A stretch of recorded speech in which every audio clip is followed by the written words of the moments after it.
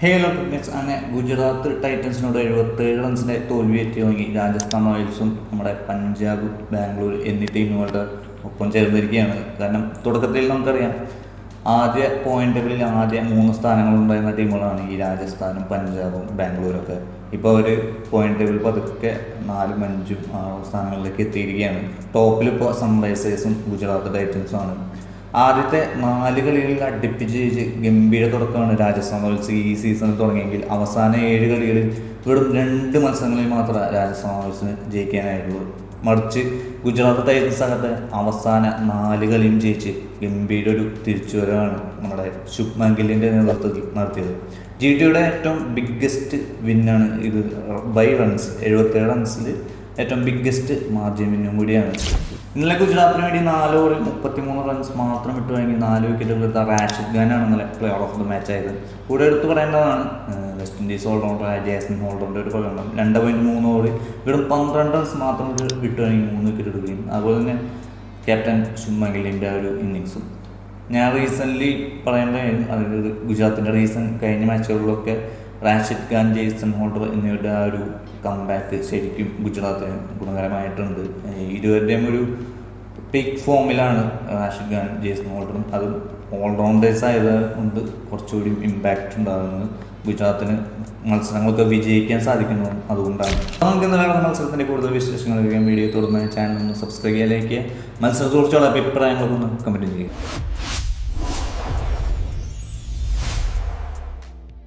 Toss നേടിയ Rajasthan captain Yashasvi Jaiswal bowling തന്നെ എടുക്കുകയായിരുന്നു. ഇന്നലെ രാജസ്ഥാന് വേണ്ടി ക്യാപ്റ്റനായത് യശസ്വി ജയ്സ്വാളാണ്. റിയാൻ പരാഗ് ഇഞ്ചുർഡായി പോയിരുന്നു. അത് വലിയൊരു തിരിച്ചടി. കാരണം റിയാൻ പരാഗ് റീസെൻറ്റ് മാച്ചുകളൊക്കെ അത്യാവശ്യം നല്ല ഇന്നിങ്സൊക്കെ കളിച്ച് ഒരു ഫോമിലേക്ക് വന്നൊരു ടൈമായിരുന്നു. ആ ഒരു ടൈമിലാണ് ഇപ്പോൾ ഇഞ്ചുർഡായി പോകുന്നത്. പിന്നെ ഇന്നലെ നേന്ദ്രപർഗർ ഉണ്ടായില്ല, അതുപോലെ രവി ബിഷ്ണു എന്നിവർ പുറത്തിറക്കിയാണ് രാജസ്ഥാൻ ഇറങ്ങിയത്. പക്ഷേ അവർക്ക് പകരം വയ്ക്കാനുള്ള പ്ലേയേഴ്സൊന്നും രാജസ്ഥാനിലില്ല. ഒരു പക്ഷേ ഈ റീസെൻറ്റ് മാച്ചിലൊക്കെ ഫോം ഔട്ട് ആണെങ്കിലും തുടക്ക മത്സരങ്ങളിലൊക്കെ നല്ല പെർഫോമൻസ് കാഴ്ചവെച്ചാണ് ഈ രവി ബിഷ്ണുവും നേന്ദ്രപർഗറൊക്കെ. അവരൊക്കെ പുറത്തിരുത്തിയാണ് ഇന്നലെ രാജസ്ഥാൻ റോയൽസ് ഇറങ്ങിയത്. അങ്ങനെ ഗുജറാത്തിന് വേണ്ടി ഓപ്പണർമാരായി സായ് സുദർശനും അതുപോലെ ക്യാപ്റ്റൻ ശുഭ്മാൻ ഗില്ലും വരുന്നു.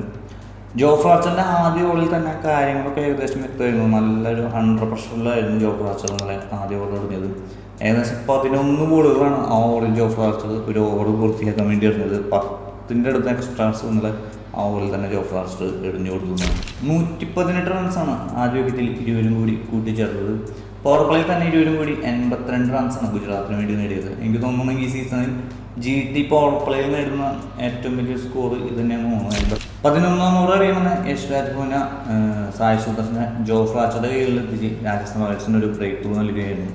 സായ് സുദർശൻ ഇന്നലെ 36 പന്തിൽ 6 4ഉം 2 6ഉം ഉൾപ്പെടെ 55 റൺസാണ് ഇന്നലെ ഗുജറാത്തിന് വേണ്ടി നേടിയത്. പിന്നീട് കൊണ്ടോണായി ജോസ് ബട്ട്ലർ വരുന്നു. ജോസ് ബട്ട്ലറും ശുഭ്മാൻ ഗില്ലിനോട് ഒരു 36 റൺസിൻ്റെ പാർട്ണർഷിപ്പ് 2ാം വിക്കറ്റിൽ കൂട്ടിച്ചേർത്തെങ്കിലും ജോസ് ബട്ട്ലർ പുറത്താക്കി രവീന്ദ്ര ജഡേജ രാജസ്ഥാനെ വീണ്ടും മത്സരത്തേക്ക് തിരിച്ചുകൊണ്ടിരുന്നു. ജോസ് ബട്ട്ലർ അവരുടെ മോശം ഫോം തന്നെ ഈ ഒരു സീസണിൽ തുടർന്നുകൊണ്ടിരിക്കുകയാണ്.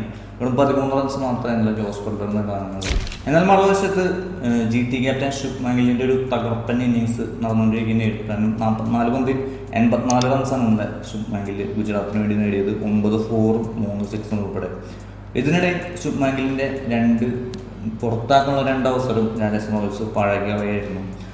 രവീന്ദ്ര ജഡേജ ഓവറുകളിൽ തന്നെയായിരുന്നു ആ ഒരു പുറത്താക്കാനുള്ള ഒരു അവസരം പഴക്കുന്നത്. ആദ്യ ഓവറിൽ യശസ്വി ജയ്സ്വാളും പിന്നെ 12ാം ഓവറിൽ ഹെറ്റ്മേയറും ശുഭ്മാൻ ഗില്ലിൻ്റെ ഒരു ക്യാച്ച് വിട്ട് കളയുന്നത്. ഹെറ്റ്മേയറിൻ്റെ ഒരു ക്യാച്ചിനൊക്കെ വിജയ് പിടിക്കാനുള്ള കേസുള്ളൂ. പക്ഷേ അതൊക്കെ 6ആയി മാറുന്ന കാഴ്ചയാണ് കണ്ടത്. അങ്ങനെ drop the catch and drop the match again by dance. പിന്നീട് വാഷിംഗ്ടൺ സുന്ദറിൻ്റെ വക നല്ലൊരു ഇന്നിങ്സാണ് കണ്ടത്. 20 പന്തിൽ 2 4ഉം 3 6ഉം ഉൾപ്പെടെ 37 റൺസാണ് ഇന്നലെ വാഷിംഗ്ടൺ സുന്ദർ ഗുജറാത്തിന് വേണ്ടി നേടിയത്. അങ്ങനെ ഗുജറാത്ത് ടൈറ്റൻസിനെ നല്ലൊരു മികച്ച സ്കോറിലേക്ക് എത്തുകയായിരുന്നു.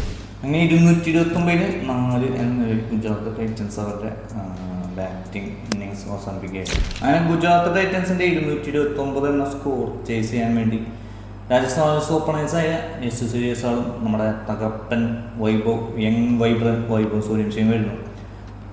രാജസ്ഥാനെ സംബന്ധിച്ച് ഇത് അത്ര വലിയ സ്കോറില്ല. ഓൾറെഡി പഞ്ചാബ് കിങ്സിനെതിരെ 222 എന്നൊരു സ്കോർ ചേസ് ചെയ്ത് ജയിച്ചിട്ടുള്ള ആ ഒരു ആത്മവിശ്വാസത്തിലാണ് ഇന്നലെ GTക്കെതിരെയും ഇറങ്ങിയത്. ബട്ട് പഞ്ചാബ് കിങ്സിൻ്റെ ബോളർമാരല്ല GTയുടെ ബോളർമാർ, എസ്പെഷ്യലി റാഷിദ് ഖാനും ജെയ്സൺ ഹോൾഡറും അവരുടെ പീക്ക് ഫോമിലായിരുന്നു.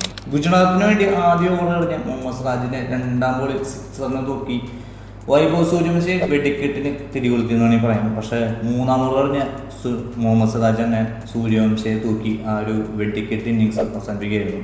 16 പന്തിൽ 3 വീതം 4 6 ഉൾപ്പെടെ 36 റൺസാണ് ഇന്നലെ വൈഭവ് സൂര്യവംശിയുടെ വക രാജസ്ഥാന് വേണ്ടി കളിച്ച ആ ഒരു ഇന്നിങ്സ്. പിന്നാലെ തന്നെ ക്യാപ്റ്റൻ യശസ്വി ജയ്സ്വാളും അതുപോലെ തന്നെ ഷിംറോൺ ഹിറ്റ്മാനെ പുറത്താക്കി കാഗിസോ റബാഡ രാജസ്ഥാൻ റോയൽസിൻ്റെ കഥ പവർ പ്ലേയിൽ തന്നെ കഴിച്ചു വന്നത്.